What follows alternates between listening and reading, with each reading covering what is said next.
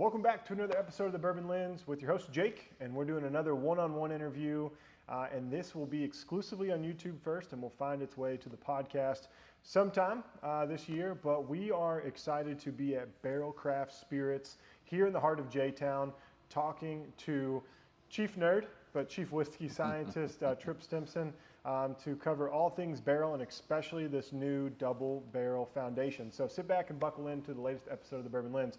Tripp, thanks for joining us, or allowing me to join you, I guess would be the better way to say it. Well, Jake, welcome back.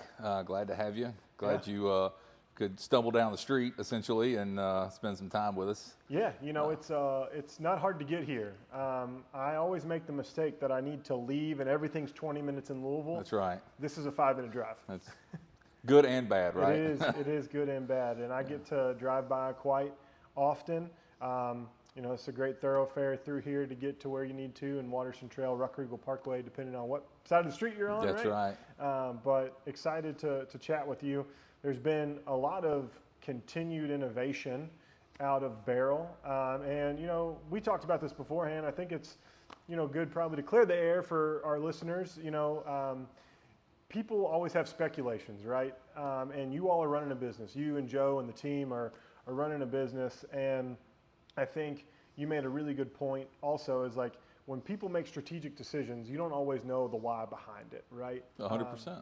And so, you know, just tell everybody what's Barrel's up to, like, you know, what's true, what's not true, all those things, just to get this clear the air right here at the beginning. So, we're not going out of business. We're here.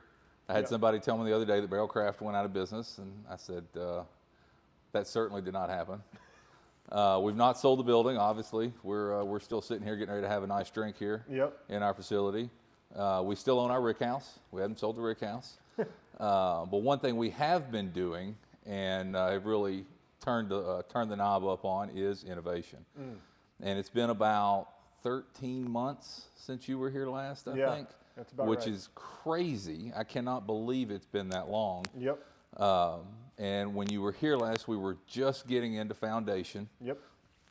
And that has been a really great product for us. And so let's start with foundation. Let's just recap a little bit on what that flavor profile tastes like. Enjoy a quick sip of that, and then we can talk about some of the innovation that we've been working on over the last 13 months. Love it. And Foundation, for those who don't know, is a 5-year-old 100-proof blend of straight bourbon whiskeys.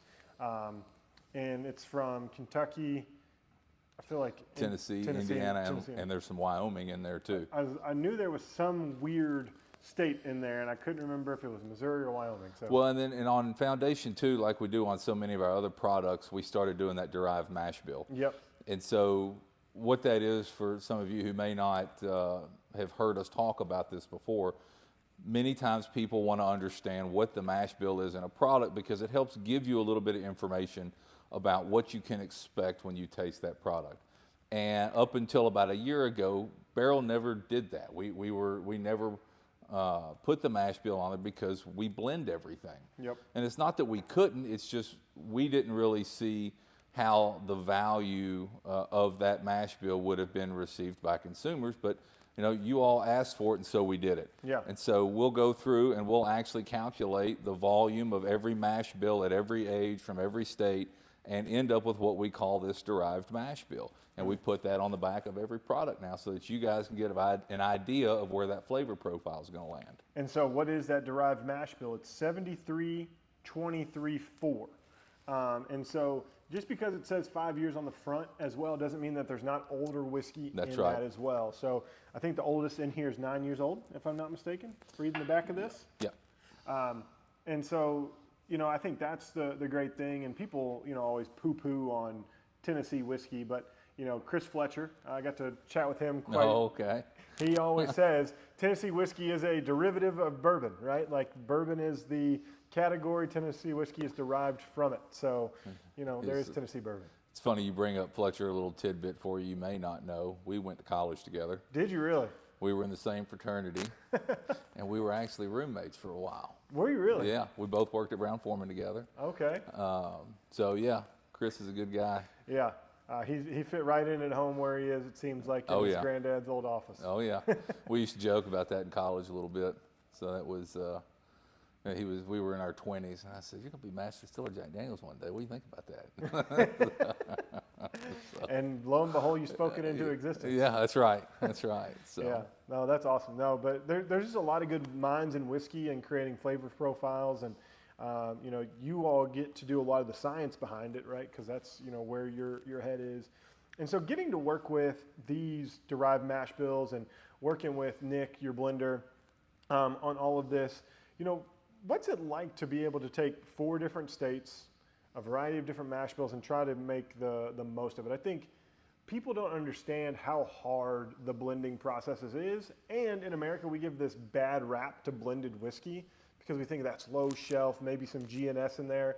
No, like there's blending in almost everything that happens with American whiskey. Yeah, and I think there's a couple of things to understand too. If you're 100% focused on the flavor that you're putting in the bottle, and you're not getting wrapped up in who did what, where it came from. It's just about the product. Yeah. And creating the most flavor complex and unique product that you can. And if you accomplish that goal, does it matter really what state it came from, or maybe even how old it is? I mean, it really just depends on what your focus is, right? Mm-hmm. And so as a blender, we don't have control over all of the upstream pieces that go into making whiskey. So if, as a distiller, you're going to have, your yeast strains and your grain, and you're going to have to mill the grains, and you're going to have to mash. You have to get the fermentation right, which is that black box of, oh my Lord, I hope I get this right. And then distillation, and then the primary maturation. Yeah. And so in those processes, there are hundreds, thousands of variables that can create problems, right? And we don't get to control any of that. Yeah. We have no idea what has happened upstream to the bourbons that we're buying. Yeah. But what we do have control over is picking certain bourbons that have certain profiles that we like, that we believe will fit well in a blend moving forward. Mm-hmm. And so one thing that helps us decide which bourbons we want to pick and how we want to use them is things that might not belong in bourbon. So where a lot of people will taste a product and go, man, this is really good. Sort of the way my brain is wired is I'll look for things that aren't supposed to be in there. For sure. And so we'll look for, off notes, musty notes, any sort of chemical or medicinal note, anything that you taste to go, well, I wonder what that is. I don't know what's going on there. Yeah. That's just it's a signal that something has happened somewhere in the process that we couldn't control. Yeah. And clearly the person who was creating that product couldn't control it either, but it's there. And do we want it? Not necessarily. Yep. Is it the end of the world if we have it? No. Yeah. And so we are as strategic as we can be with deciding which whiskeys we want to use and why we want to use them. Mm-hmm. So Nick, Joe, and I will have conversations based on the product that we're trying to create, and we'll come up with not really a profile, but more of a direction based on some of the whiskeys we have. And we tend to talk in shorthand because we use these whiskeys all the time. So we'll talk mash bill, we'll talk age. We almost never talk distillery, which is really funny. Yeah. Because the mash bills can be so unique, and based on our inventory, we kind of know what we have. So we have these really interesting conversations in shorthand that nobody else would understand. But that gets us going. Yeah. That gets us moving in a direction that gets us this, what we call a base blend. Yep. And so we've got this base blend, and it's going in a certain direction, but there's always something missing. Mm-hmm. And so part of our process is, as we go through putting these blends together, we're trying to fill in these gaps. Yeah. There are gaps within the flavors that allow us to put more flavor in. So the more flavor we can concentrate without overshadowing flavors that already exist, the more complex your overall bourbon experience is going to be. And so that's really the process that we'll go through with each of these products. Yeah, I think that's good, right? Because I think a lot of people just don't know how you create the base, right? There's a variety of ways to get there. There's 100 ways to skin a cat, right? You can look for, your same flavor profile and try to match that consistency. You could do a Solera barrel, right? So where you're running off of that, or you can know what type of base profile is your base profile, and then work from there. So I think that's great. And I think the transparency that you all are creating, especially in that process, allows the consumer, if they're doing their own infinity barrel or something, to think through about what that base spirit needs to be and how they could be additive to it. What's it missing that you may want to add from a complexity standpoint? Because just like home brews, people are becoming their own, home blenders, so to say. That's right. And also, I think there's oftentimes a misconception of a right versus a wrong. Mm-hmm. And that's one thing that I try to nip in the bud early on in conversations, is that there's not really a right and a wrong when it comes to a bourbon that you like. Yeah. You and I may not like the same bourbon, but it doesn't mean one of us is right and one of us is wrong. Right? I mean, probably, but that's okay. We'll leave it to you. It's more about the experience. Yeah. It's more about the individual experience, the individual journey. And if you taste something and you like it, there's something right about that. For sure. Now, can it be improved upon? Yeah. Maybe. But a lot of people that we will talk to in some of these tastings and events, they almost get paralyzed by trying to analyze everything in this product, and they talk about alcohol. I just taste alcohol. Well, you start with that. Okay, you know that alcohol's in there. What else is in there? And then you start having these conversations with friends and family members about things that you find in there. And sometimes they're big things. Sometimes it's just fruit. And so you drill down. Yeah. What kind of fruit? Yep. It's an apple. What kind of apple? Is it a Granny Smith apple? Is it a Honeycrisp apple? Is it raw apple? Is it ripe? Is it rotten? Is it cooked? Yeah. So you get all these different things. And so when you really train your mind to focus on an individual flavor and then the state of that flavor and where that flavor comes from, then you begin to really unpack the complexity of these products. Yeah. The problem is that when you're doing that, you're not necessarily just enjoying a cocktail at that point. It is very mentally taxing to go through that. For sure. And that's what, when we write reviews and things, we kind of keep it high level. Hey, these are the boom, boom, boom highlights that we're receiving. And these are things you can expect. But if I write a note, my grandma's Christmas cookies, which I relate everything to food, I'm going to use those notes because that's how I, go about the flavor profile. Or we had one, you talk about off-putting notes. And then we had one that tasted like going to a manufacturer, an automotive manufacturer.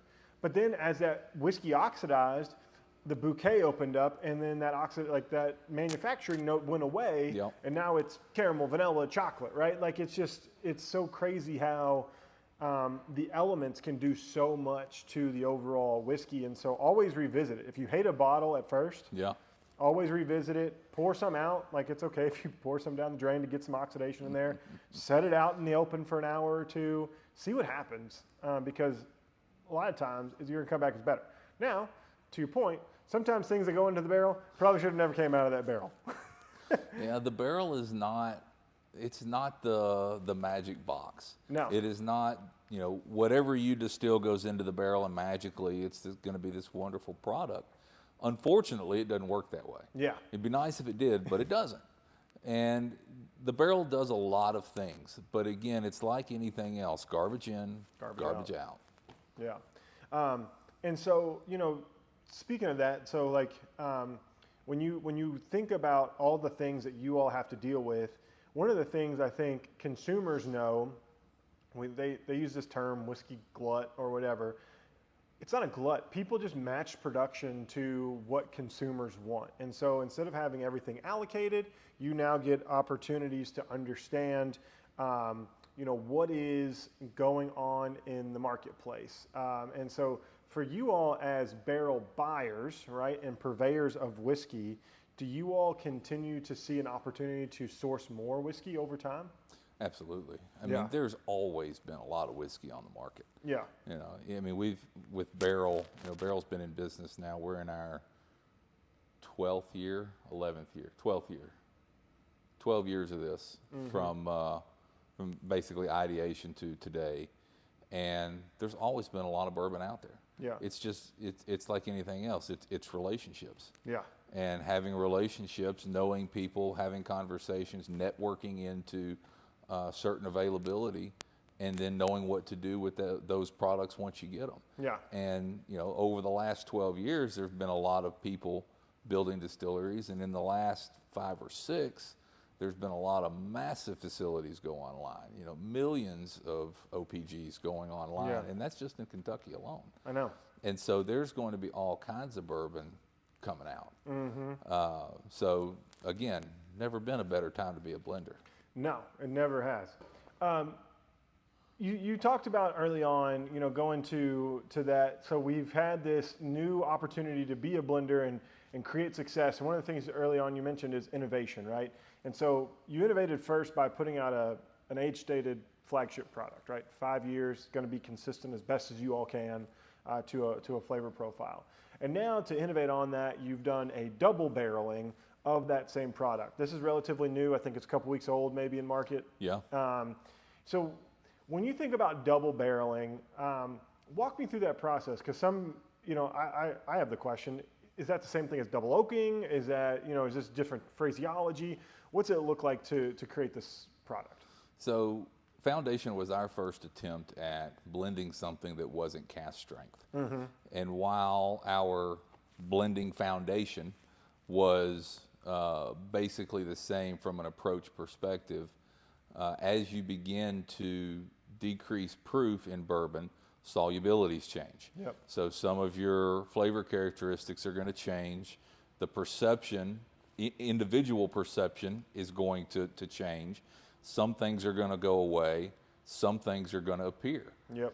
And again, this is just the science of the matter here that we're talking about. We can't really control those things. If we're going to target 100 proof, then the whiskeys that we're using at 100 proof are going to be what they're going to be. 100%. So then the question is, how do we want to go through the process to get all these different whiskeys to 100 proof to make sure that finished product blend is going to have the complexity that we're looking for and stay together at 100 proof. Yep.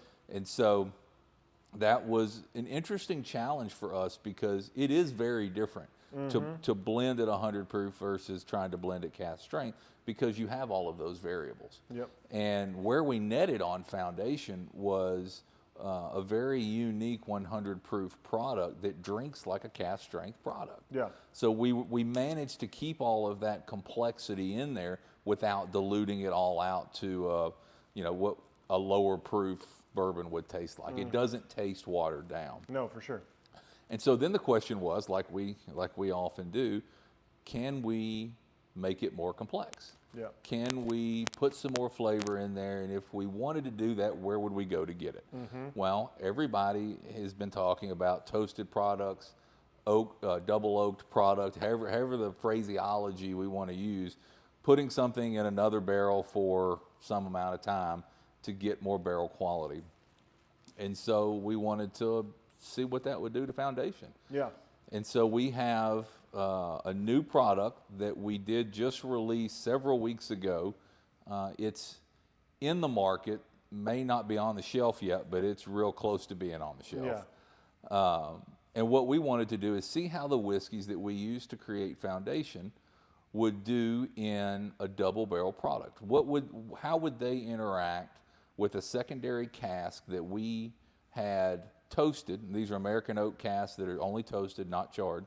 What kind of additional flavor components can we pull from that barrel that would then layer into a finished product that would be a double barrel representation of Foundation? Yeah. And so after some experimentation, we ended up with a blend that is very similar in construction to the parent Foundation, Yep. but it has a lot more sweet, soft, toasted characteristics from that secondary barrel. Yep. It's not that big oak bombshell that people think about. Every time you put it in a barrel, you're just going to get this over-oaked, heavy wood characteristic. You don't get that in this. Yeah. So I'm going back and forth between, and so like on the nose, right?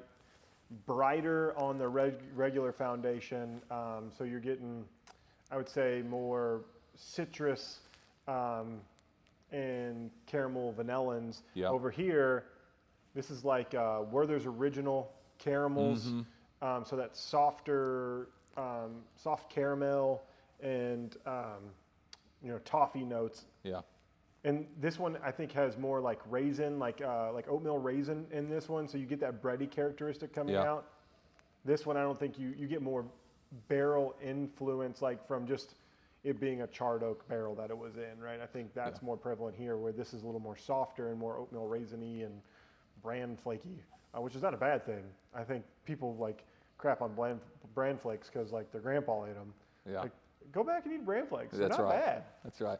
Again, it's sort of the frame of mind that you're in when you're doing this. Do you already have a preconceived notion of what you're going to taste, and you already know you don't like it, but you haven't tried it? Yep. If you're going into it that way, you're setting yourself up for failure. 100%. And if you can sort of clear your head and be open to new ideas, new products, or maybe even do it blind, and that's the way I would suggest doing 1,000%. it. You're going to really be honest with yourself. You're going to be a little bit vulnerable, but you're going to find out what you really like and what you really don't like. Yeah, I really like the apricot in this, and there's that really nice like juiciness to the toasted, where the regular foundation is a little more astringent on the palate, so it dries out. This one kind of makes me salivate a little bit more and want more of it. So there's certainly an oily characteristic that helps hold that flavor on your tongue a little bit longer. And I think that's what's fun about these. I mean, like essentially the same thing. This mash bill, Kentucky, Indiana, Tennessee, Maryland, 73-23-4. So I mean, essentially the same derived mash bill, just with that secondary toasted barrel. And how long did you let these rest in there? Like this? So it's anywhere from 2 months to 2 years in that product. Oh shit. Yeah. So like this wasn't something you all thought of overnight? No. No, we've been playing with secondary maturation for almost as long as we've been in business. I mean, I really like foundation because I love 100 proof whiskey. Like I know people love barrel proof whiskey. It's great. I have enough hair on my chest. I don't need any more. I have enough hair on my face. We're good. As long as this stays on top, That's we're right. good. That's right. Well, I always check. I always tell my barber, am I thinning anywhere? Yeah. But like, man, I think if you just want a sip that you can just enjoy, you're gonna be hard to beat that double barrel. Like this is something you can pour, neat rock cocktail. That's what I always look for when I'm buying new whiskeys. Can I find different way to utilize it? This would be fun to utilize in multiple ways. Yeah, it's one of the things that we really wanted to make sure we could do is enjoy it either neat on the rocks or in a cocktail. Yeah. A lot of cast strength products can overwhelm a cocktail. Oh yeah. They get to a point where it's like, okay, this tastes like the bourbon with all this other stuff, and it's not a cocktail, right? It's not the symphony. It's unbalanced. Yeah, but you've got you've got the makings of the symphony in there, but you're not in harmony there. Yeah. And so one of the things that we do when we're creating these things, not only is blind tasting, but we'll actually, once we get close enough to where we think we have something, we'll drink it blind, and we'll drink it neat, we'll drink it on the rocks, and then we'll make some cocktails with it. Yeah. Just to see what it does, how it holds up. Do we even like it? Yeah. Because sometimes we don't like it in a cocktail. It just depends on what it is. For sure. But we'll actually go through those steps to make sure it does do what it's supposed to do. So cocktails I can think of this would be great in. I hate Manhattan, so Manhattans are off the table, persona non grata there. I do really enjoy a sidecar. I know it normally calls for brandy, but that would be good in a sidecar, I think. I think it would hold up really well there. And obviously an old-fashioned would be good. And, I don't know how to call cocktails. Like normally I go to a whiskey cocktail bar and I'm like, this is what I want, this is what I don't like, make it happen. Yeah. And sometimes I get some shit, and sometimes I don't. And you pay for it either way. And I pay $15 for whatever that drink was. That's right. And so that's why I always prefer just kind of a neat pour, or can I have it over a rock? Yeah. But for people who love cocktail culture, if you're a home cocktail person, this is a bottle I think you should pick up and play around with, because I think it's got a lot of opportunities. Yeah, I appreciate that. We're really happy with the way both of these have turned out. And is there an increased price on this one? No, they're both $54 $25-ish, depending on state and store. Yeah. Well, and that's the other thing. I think we talked about this offline. Even your Halo bottles are approachable to those people who want to go get them. Or if you're looking for that exceptional gift, and you want to pay, your limit's $400, right? You can get pretty much your whole lineup under that. Yeah. Which is incredible. Not everyone has access to the quality of liquid you have from the multitudes of different states and countries to be able to put that out, right? Your Canadian 33-year-old that just went out, that was under $200. Like, come on now. Yeah. Well, we want you to drink this stuff. Yeah. Right? These aren't baseball cards.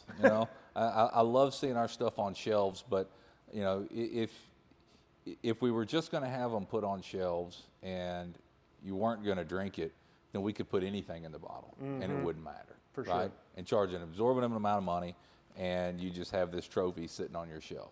But what's more amazing to me is the effort that we put into creating these things, and then have people tell me a story about how much they loved the product when they were doing whatever it was they were doing.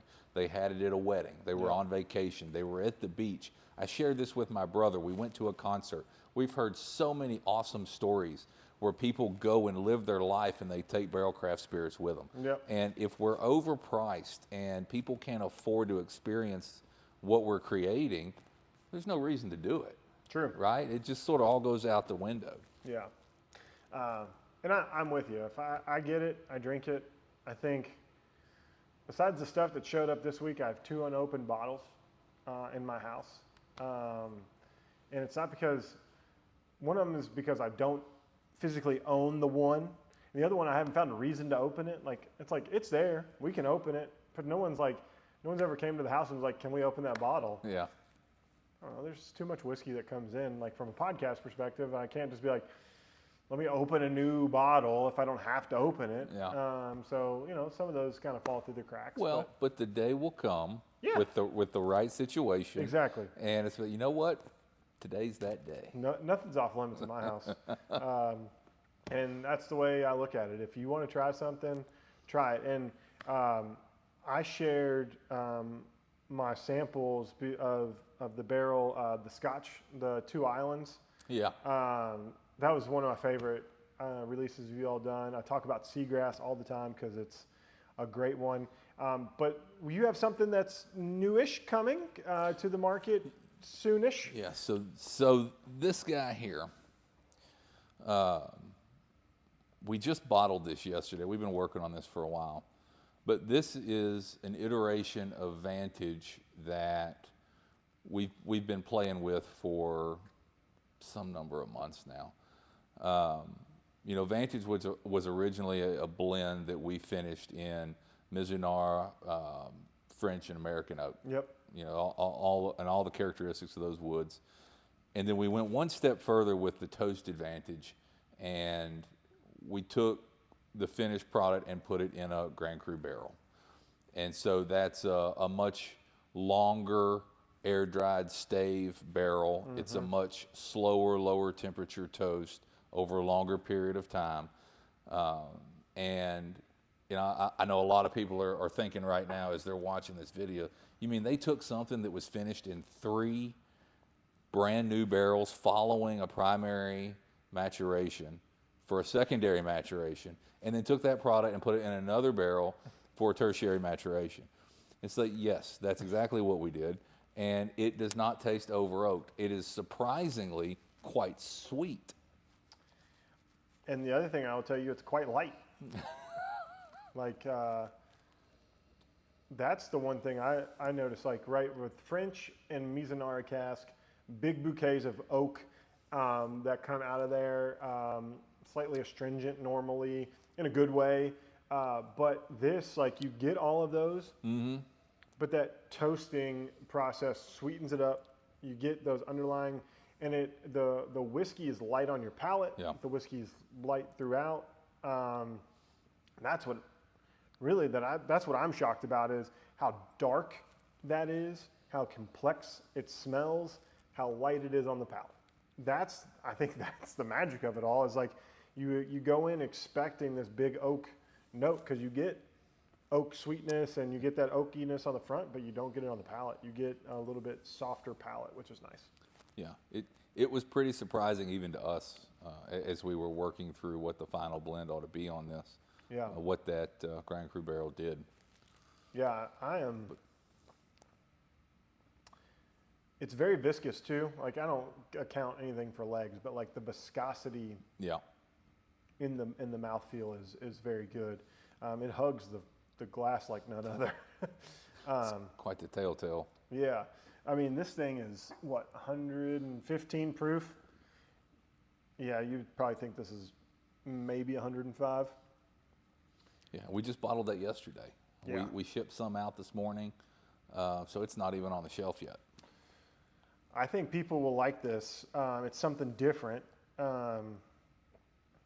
And it packs a good long finish, right? People always talk about finish of like maybe as a Kentucky hug. This finish is like just mellow throughout the mid palate, in the mid esophagus, I'll say. Yeah. And you can sit with this. This next to a campfire might be the move, right? Because you'll get all the smells of the campfire, and then this, like the nose, will be able to, kind of push through that, and you'll still get to be able to smell it and enjoy it. And we're about to be campfire weather, right? Like all the snow in Kentucky's gone. Yeah. Finally, it's 70 degrees today. What the hell's up with that? Right. Somebody messed up the thermostat again. I know. It's supposed to rain tomorrow though, so it'll get cold. Good. My truck needs a wash. All that salt. For sure, it's a pain in the rear end. But you all continue to push the envelope. So last question I have for you today. As you think about 2025, right? We are entering a space where the consumer has infinite choices, right? What would you expect Barrel to do to continue to, be out there in front of the consumer? So I think with sort of where things are in the bourbon market, there's more bourbon out there now than there ever has been. Yep. Consumers are more aware. They are more educated than they ever have been. Mm-hmm. And so in order to stay relevant, stay on top of our game, or just the bourbon game in general, it's going to drive innovation. Yeah. We are going to continue to innovate, but anybody who wants to continue to matter in these bourbon spaces are going to have to innovate. Mm-hmm. And you can define innovate however you want to define it. I mean, you can call it 100 different things. Yep. But we've already released several different things. Well, I guess some of them were at the end of last year, but we have a handful of things we're getting ready to release that were innovations that have been in the pipeline for many years. Mm-hmm. We were talking before we turned the camera on. We've been playing with secondary maturation for over a decade now. Yeah. Before, people were still getting into the industry and talking about building distilleries, and we're talking about how can we customize the barrel so that a secondary maturation can add a certain flavor characteristic to a product in order to build certain types of complexity. So what we're doing now is we're taking a lot of that innovation and bringing it forward and beginning to put some of these things in bottles. Yep.